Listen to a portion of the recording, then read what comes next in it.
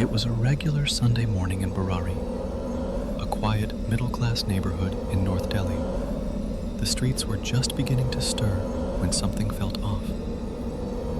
The Bhatia family's local grocery shop, always open by 6 a.m. sharp, remained shuttered. This wasn't normal. Neighbors began to worry. The family was known for being punctual, polite, and deeply respected in the community. But today, there was no sign of anyone. As a concerned neighbor walked toward the house and pushed the door open, he had no idea he was about to step into a scene that would haunt the entire country. Inside the home, silence, and then horror.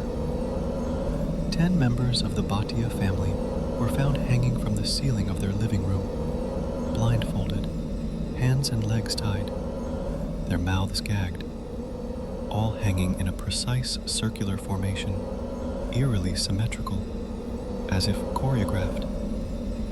The 11th body, the family's oldest member, 77-year-old Narayan Devi, was found dead in another room, strangled. No signs of struggle, no blood, no forced entry. It was as if each person had quietly accepted their death. The police and emergency responders who arrived next described it as one of the most chilling crime scenes they'd ever witnessed. The investigation began, and quickly detectives found something strange. A series of handwritten diaries, 11 notebooks, dating back nearly 11 years. Every page contained detailed rituals, instructions, dreams, and reflections. But it wasn't just spiritual rambling. The diaries laid out exact directions for how to conduct prayers, live humbly, and most disturbingly, how to carry out a ritual that involved suspending themselves, just like how the bodies were found.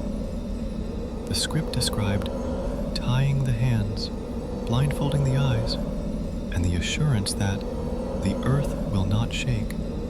It read more like a spiritual commandment than suicide planning. The author of most of these entries? Lalit Bhatia, the youngest son of the family. Lalit had suffered a severe psychological trauma after witnessing his father's sudden death years earlier. He lost his voice for a time. He became withdrawn. But then, he began claiming something incredible. According to the diaries, Lalit said his deceased father was speaking to him, guiding him, advising him, correcting him. Lalit believed he had become a vessel for his father's spirit. What began as grieving hallucinations had, over time, transformed into divine commandments. And the family? They didn't question him. They believed. The Bhatiyas were a close-knit family, deeply traditional, obedient, and spiritual. Over the years, they had slowly built their lives around Lalit's visions. They weren't afraid. They were committed.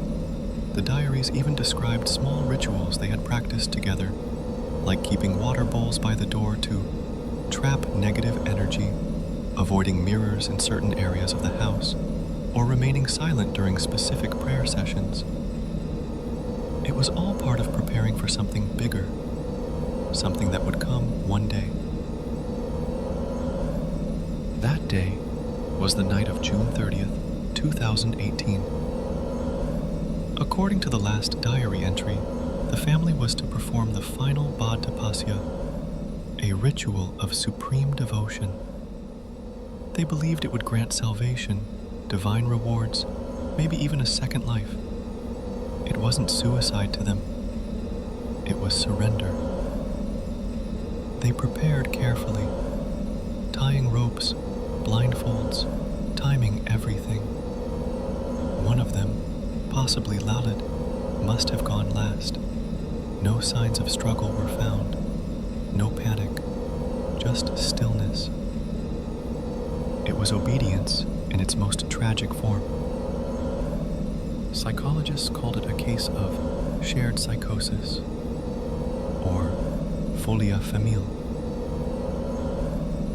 a mental disorder that spreads within a closely bonded group. One individual, usually suffering from delusions, slowly transfers those beliefs to others. And when no one intervenes, when no one questions, the entire group can fall into the same distorted reality. In this case, Lalit's trauma-induced delusions were accepted and normalized over time until they became an entire family's belief system. It's terrifying not just because it happened, but because it happened silently, within a home full of people who loved each other. Netflix's documentary, House of Secrets, explored this tragedy in haunting detail. It didn't just focus on the what, it asked why. Through police reports, interviews with neighbors, experts, and even unseen footage, the show painted a picture of psychological unraveling hidden beneath the surface of a picture-perfect family. The Bhatias weren't monsters. They weren't unstable on the outside. They were just like anyone else, until they weren't. So what are we left with? Not just horror, but questions. How did no one see this coming? Could one honest conversation, one moment of mental health awareness, have saved them? How many families suffer in silence, believing, obeying, fearing, all behind closed doors? In the end, the Burari case is not just a crime story. It's a tragedy of belief, of silence, of untreated trauma. 11 people thought they were following a divine plan, that they would wake up together in another world.